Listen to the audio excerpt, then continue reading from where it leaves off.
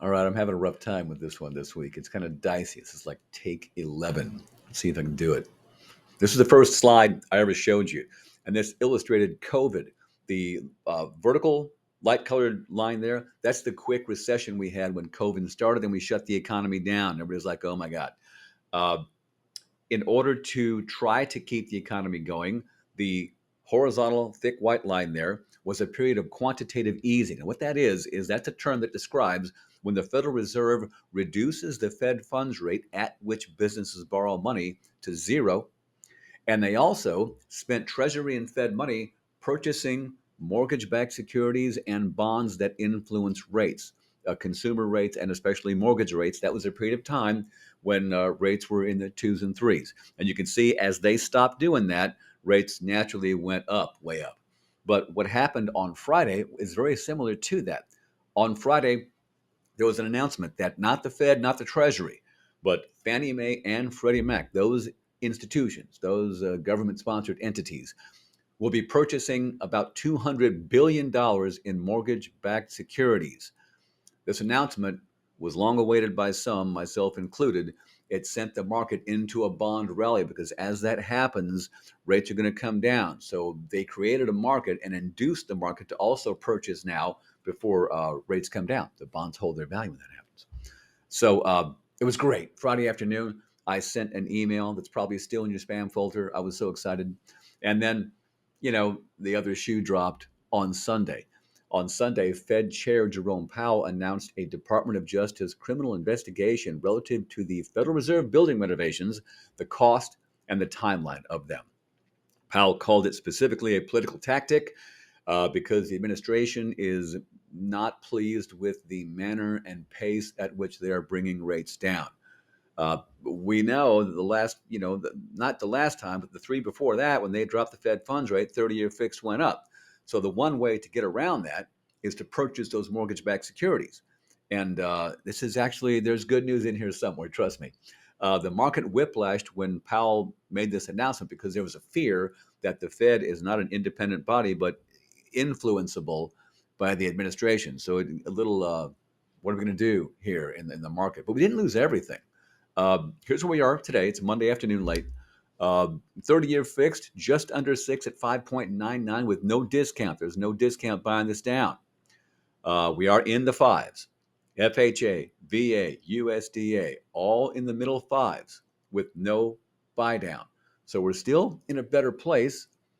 I just wish that, FHFA Chief Bill Pulte had not called for this investigation into Powell because we could have stayed down where we were Friday. But it is what it is, right? Bottom line here, a jumbo loan is a loan that is larger than the conforming loan limit. The conforming loan limit for 2026 is $832,750. If it's a dollar over that, you have a different kind of a loan, tougher underwriting, tougher rates. This one even 5.75 with 1% discount. Yes, there are high cost areas of the country that have higher conforming loan limits, just not any in Oregon. Think King County, San Diego, New York. So we can buy all these down even lower, and you know that. So it's just good to be in the fives, organically without having to have discount be there. Program reminders real quick here.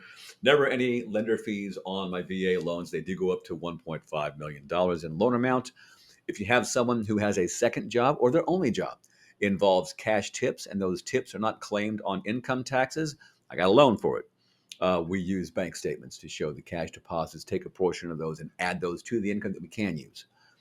Same thing with 1099 people. I'm doing one right now. The guy's a CDL driver, and he gigs in a band, and so we're just identifying all these Zelle deposits and getting some invoices and stuff, and buy a house. The third one here, we talked about it before. The Family Opportunity Mortgage. It's a Fannie Mae loan.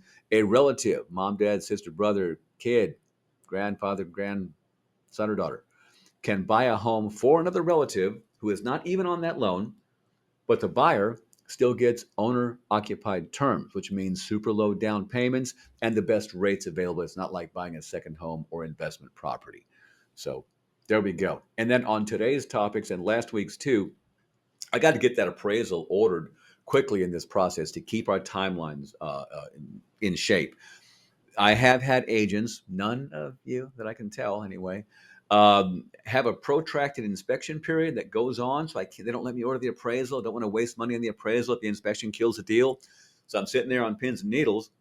I can't order the appraisal yet. The inspection period goes on an extra week to 10 days, but the contract period is not extended. So I got to call the appraisal desk and try to pay for a rush and get something done. Then what if we get the appraisal in the day we're supposed to close, and it's what we call subject to, where the appraiser says you got to fix A, B, and C. I can't close the loan on time. I got the appraisal the day before closing, and now everybody's freaking out. So I need to get the appraisal orders in sooner. We can do our best to try to gatekeep the appraiser and not let them visit the property. So then if we have a deal that dies because of inspection, we can cancel the appraisal and refund the appraisal fee. But more and more, it's going to be an expected thing from my point of view that we're going to order the appraisal, get this thing going, and just keep within our timeline. So discuss. Thank you. Have a good day.